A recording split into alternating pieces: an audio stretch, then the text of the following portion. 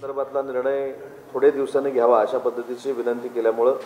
या सगळ्या संदर्भात काल संध्याकाळपर्यंत चर्चा सुरू होती आणि काल रात्रीमध्ये ज्या काही घडामोडी झाल्या त्याच्या पार्श्वभूमीवर आजची ही पत्रकार परिषद आहे।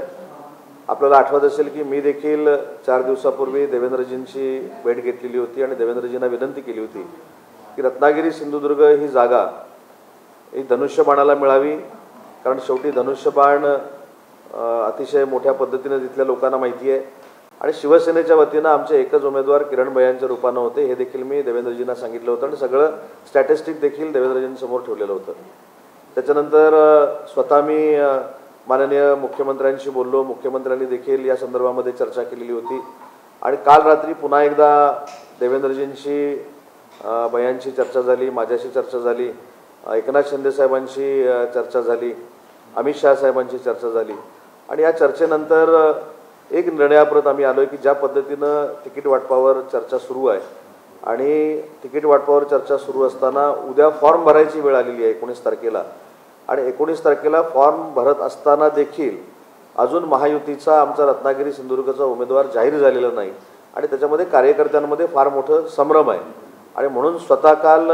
ज्या बैठका झाल्या त्या बैठकांनंतर माननीय एकनाथ शिंदे साहेबांना या सगळ्या गोष्टीमध्ये कुठेही त्रास होऊ नये, देवेंद्रजींना देखील त्रास होऊ नये म्हणून स्वतः किरण भैयांनी एक निर्णय घेतला की नारायण राणे साहेबांना उमेदवारी जर जाहीर झाली तरी देखील शिवसेना म्हणून आम्ही प्रामाणिकपणानं काम करू अशी भूमिका आम्ही काल रात्री घेतली। त्याच्यानंतर आमची सगळ्या कुटुंबाची देखील चर्चा झाली, कुटुंबानं देखील असा निर्णय घेतला की नारायण राणे साहेब हे सिनियर आहेत, राज्याचे उपमुख्यमंत्री होते, केंद्रीय मंत्री राहिलेले आहेत आणि काही काळ जरी थांबावा लागला तरी थांबण्याची भूमिका, त्यांना जर तिकीट जाहीर झालं तर ही मानसिकता आम्ही बनवलेली आहे आणि त्या अनुषंगानेच या पत्रकार परिषदेचं आयोजन मी स्वतः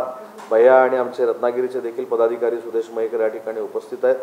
आणि म्हणून जरी आम्ही काही काळ थांबण्याचा निर्णय घेतलेला असला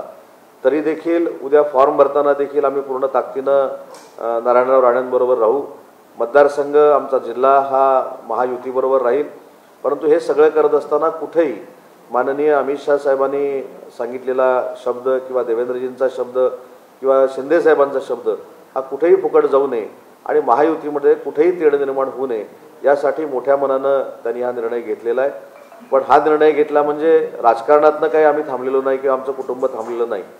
भविष्यामध्ये मी ज्याचा उल्लेख केला की काही काळ आम्ही नक्की थांबण्याचा निर्णय घेतला आहे, काही काळ राणे साहेबांना देखील समर्थन करण्याचा निर्णय घेतलेला आहे।